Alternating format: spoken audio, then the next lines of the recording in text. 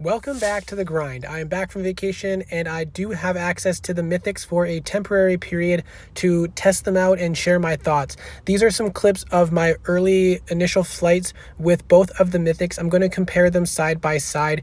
So far, I'm a little bit disappointed with them for a few reasons that I'm not sure I can work around, but I will keep playing them and trying them to find out where their weaknesses are. So I'm going to go through a couple different setups with both the dragons doing the same bases.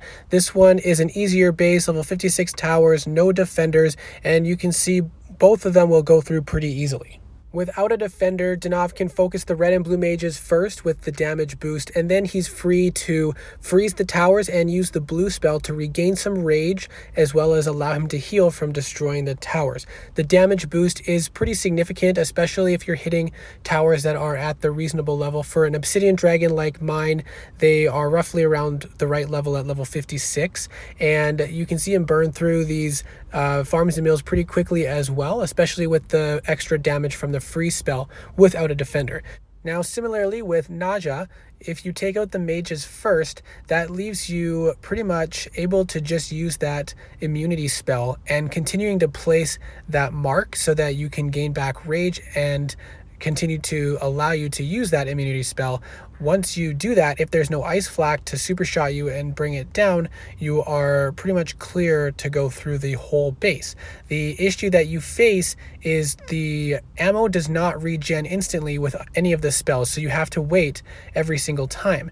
Now, if you use the cloak, it'll increase the damage you can deal with your first 3 shots, and you might be able to destroy the tower if they're low enough towers. Another way to do it is to use the cloak to slow your flight speed, like I should have done here, to allow me more time for my ammo to regenerate. And in different clips, you'll see me do that, and it'll be a little bit more effective for clearing out the whole island. But this is an issue that Naja will face on bases. It'll be something you'll have to continue to deal with.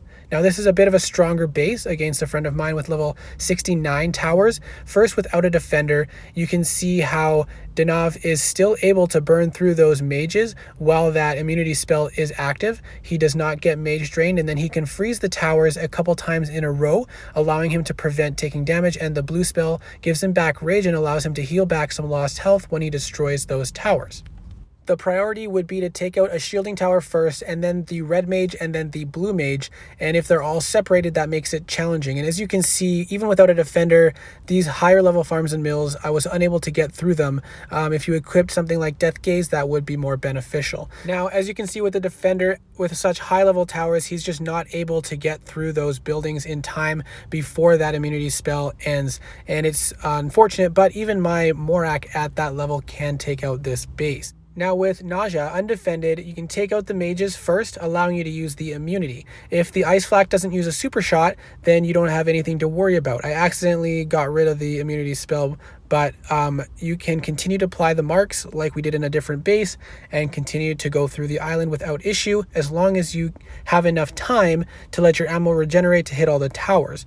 And if you can avoid the mages and avoid any disabling towers like the ice flak, then Naja can just coast through the base, waiting for the ammo to regenerate, as long as you continue to put down the marks, because you need to continue to gain rage back to allow you to stay in the immunity spell. Now, this changes drastically when you have a defender who's going to place super shots for mages, as well as an ice flak and a storm tower. It gets a lot more complicated. So I had no chance when he was saving super shots, but when he put them all down, I was able to take out the ice flak first. I blinked the initial shots and then cloaked again to allow me enough time to stay protected until I regenerated ammo. Then I destroyed the mages, and because he didn't save super shots, I still had enough rage to keep my shield active, and then I was able to walk through the rest of the base without any problem. However, I ran this base over and over with him defending well, which means he was saving some super shots to apply to the mages and the ice flak after I dodged them initially. And regardless of what I did, I could not beat it, because if I was disabled by the ice flak or mage drained by the mages, then my protection spell was gone and I was dead. This is a lower level towers, 56 towers, With one defender that is not the owner, once I got past the super shots, I did get disabled, but I was able to put the shield back up and then continue to apply the healing marks to keep me going. I was able to defeat this base. But when I had it defended by two people, and the owner being one of them, there was no chance. And it's because if there are repeated ice flak shots or mage shots, then there's just no way to continue to dodge those with Naja, and I could not figure out a way to get around it. This is an example. I would go for the ice flak first and then try to dodge a couple rounds of the mage shots, but as soon as I came out, I would get mage drained, and then I would not have enough rage to continue to use the immunity spell, and I wouldn't have ammo in order to proc the healing mark so that I could get some rage back, and I died before I was able to do that. In this clip, I also went for the ice flak first, and again, you can see mage drained, and the ammo is not up soon enough to heal back and get rage back from that mark. Now, when I tried to take out the mages first, the ice flak would then continually disable my spells, and so I would continue to take damage and eventually died. This is a little bit disappointing to me because I feel like an Obsidian Mythic should be able to manage a base like this with level 56 towers. And then with Danav, I faced a similar problem where I had to focus the Storm Tower first, and then I would not be able to destroy the mages before my spell expired, and then I would be mage drained and left with no way to gain health back or rage back, and I died. And this happened over and over again.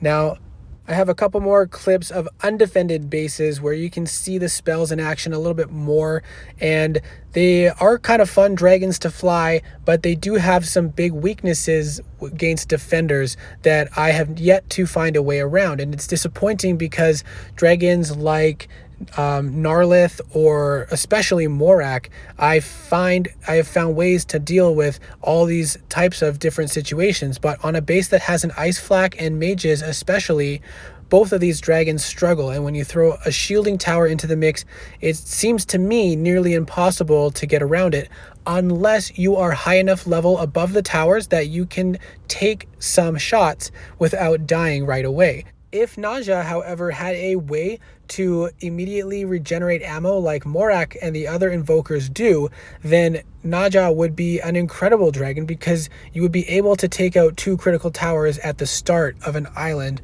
rather than having to wait 3 seconds for each ammo regeneration. The other issue I have is, let's say the base doesn't have an ice flak or it's undefended, so you don't have to worry about the ice flak.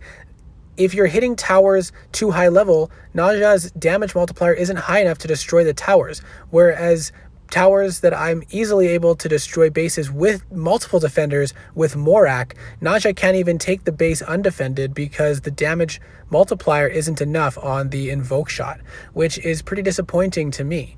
And with Danav, I feel like Danav is a pretty fun dragon, pretty strong. Keep in mind these riders and stuff on these dragons, they're not optimal, especially for Danav. It's a hunter rider, but with the good gear on it. But Danav struggles with defenders at hitting up because you have to be able to burn through a storm tower and the red mage in order to have a chance, and so you need to be able to hit bases that are weak enough for you to do that.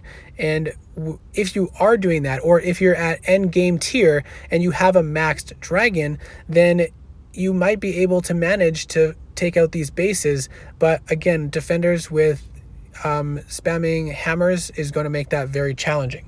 Now, I haven't decided yet which one I think is better. I think Naja is probably the better dragon and has more potential, but with certain setups like we've seen, Naja will really struggle.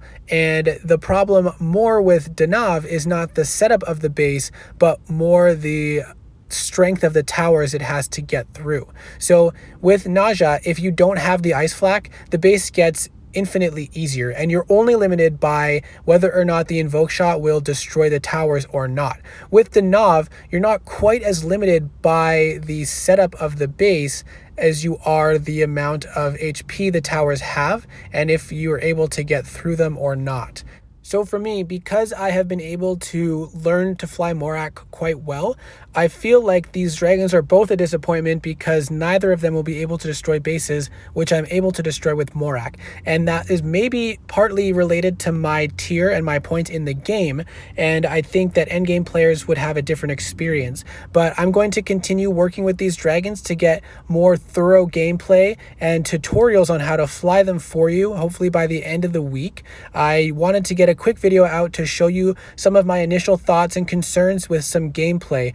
Now, this gameplay, remember, I'm hitting difficult bases with defenders, so it's not every situation that's going to be like this. There will be bases where people will walk through quite easily as well, but I really wanted to highlight some of the important details about these dragons early on, and I'll get around to some more gameplay for you as well with tutorials on how to fly them.